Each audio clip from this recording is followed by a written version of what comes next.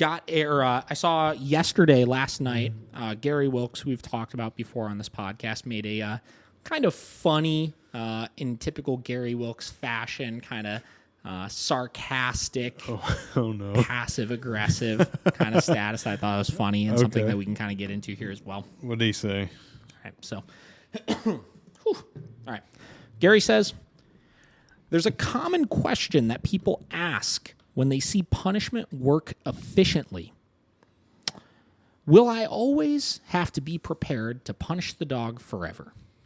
Mind you, they have just seen a behavior stop instantly that they have been trying to stop for months to years. Their first thought is to extrapolate from ignorance and imagine things that don't happen. There is a short answer to this question. No, you don't. However, a more robust answer is warranted. First, unless you want to go above and beyond normal pet ownership, you will forever have to have a leash. Nobody worries about that. Second, your dog will always have to wear a collar.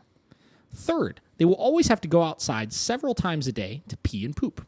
The obligation is to provide your dog with what it needs or don't get a dog. So, when you see something that is dramatically more effective than anything you have ever seen, don't imagine what it will do in the future. If you want the benefits, and they are many, of using a head halter, for instance, yes, you should use it forever. If you wish to keep your dog alive, you should feed them forever, or as long as you wish them to live. Then he said, here's a video of 2 dogs learning not to rush out the front door because they were likely to get killed by animal control if they ever did that again. I kept in touch with their owners for 2 years. This single training event lasted that long with no touch-ups. After that, had it started to decay, they could have repeated the process for another 2 years plus inhibition. Gee, is that too much trouble for you? Boy, this guy. So again, bear with the sass here, right? Like this goes hand in hand with our podcast we did last time about I should say, I am not blaming you guys as the dog owner, right? Yeah. For a lack of knowledge of certain types of things, right? Yeah. I'm not blaming you and making it seem like this is such an inconvenience for me to answer your questions and explain things and stuff. Yeah. But it is a funny comment as far as how many times do I get asked by people, right? So people will, let's say, pick up their dog from a board and train, or they'll finish one-on-one sessions or something like that, and we'll have just like done something that would have 4 weeks prior to been literally seemingly impossible to the owner, right? Whether that's walk off leash through a park, whether that's recall away from tons of distractions, whether that's not jump on people anymore, whether that's not be aggressive with other dogs and run and play and stuff like that. There will be some sort of thing that when they first called us and we first had that conversation over the phone and they said, "Hi, David. Yeah, I would like for my dog to, no longer jump on people. It's such a hassle. I'm going to have to get rid of my dog over it, blah, blah, blah." And they'll pick up the dog, and the dog won't do those things anymore, right? The dog will literally be exactly what they called and asked, right? And it'll turn... And the first question is not, oh my gosh, this is so incredible, right? Yeah. The first question is, yeah, but will they do that if they don't have the e-collar on? Oh my God. Right? Yeah. And again, I'm not blaming from the standpoint of I don't necessarily see this as an owner issue because, frankly, I think the only reason why that question is being asked in the first place is because a lot of trainers out there in the positive only realm and stuff like that make this notion that, like, exactly that. The dog only listens if they have the e-collar because they're scared and blah, blah, and this and that. But to Gary's point here, if all you need to do is put an e-collar on your dog and suddenly they're everything you ever wanted them to be. Yeah. How's that a bad thing? Isn't that kind of a good trade-off here? You know what I mean? It's a great trade-off. It's a good trade-off of like literally I just click this thing on you and suddenly you're a perfect good boy. Mm-hmm. Yeah. So I thought this was a funny comment because I want people to think about this stuff, right? I want people to think about like, okay, cool.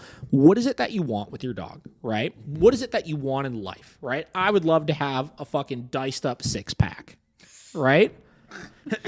Yeah. And I'm trying to go through the work of let's exercise and let's eat good and stuff like that so we can get down to that. Yeah. But let's say suddenly I do get that diced up six pack and I look fucking sweet.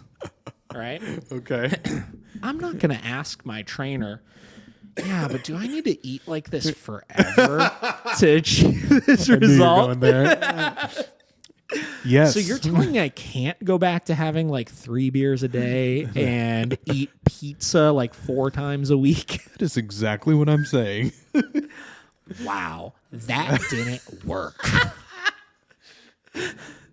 How could you? So just look at like, okay, forget dogs, forget your exercise routines and stuff like that, or fitness goals that you have, right? Uh-huh. Anything you want in life has a trade-off. Yep. Anything, right? There will with nothing in your life be I want this thing, I achieve this thing that I want, and then I no longer do the things that got me to that place and still have it. Yeah. It doesn't work that way. You want to build a fucking sweet business, like Miracle Canine Training is a freaking sweet business right now, right? If I stop doing all of the things that I did to get it to be a really freaking sweet business, it will no longer be a really freaking sweet business, right? Like with your dog, right? If you want your dog to be super well behaved, super freaking reliable around distractions, that model dog that everybody looks at and they're like, wow, I wish my dog can behave like that. And suddenly your standard of training starts slipping and you start saying, I don't really want to enforce this stuff anymore. Yeah, your dog is a living, breathing creature that's going to take advantage of that opportunity and be like, hey, Dad ain't going to make me do this shit anymore, so I'm going to stop doing it, right? So, bringing the stuff back for a minute here, right? To the, will I always, like he was saying, will I always have to punish my dog for this? Will I always have to use the e-collar?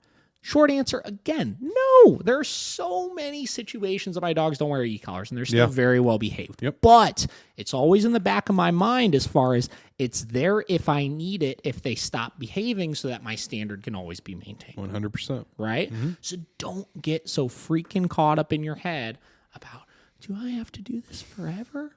Yeah. Really? I got to put that thing on them? Because like he said, if you're walking down a busy road, you're always going to put a leash on your dog forever and ever and ever. Yeah. And nobody gripes about that. Nope. Nobody has any issues with that because they logically, for whatever reason, because it's such, you know what it is, I think? Because that one is such a important one because it's like a life or death thing.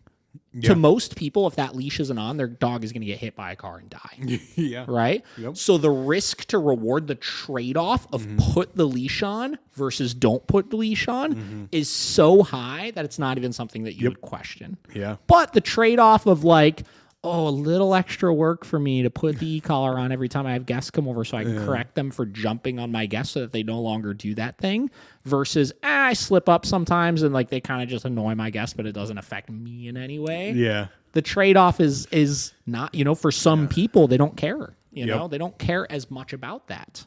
Right? So it's interesting. I read that last night and first thing I did was screenshot it. I was like, we got to talk. This is a fun one I want to talk about.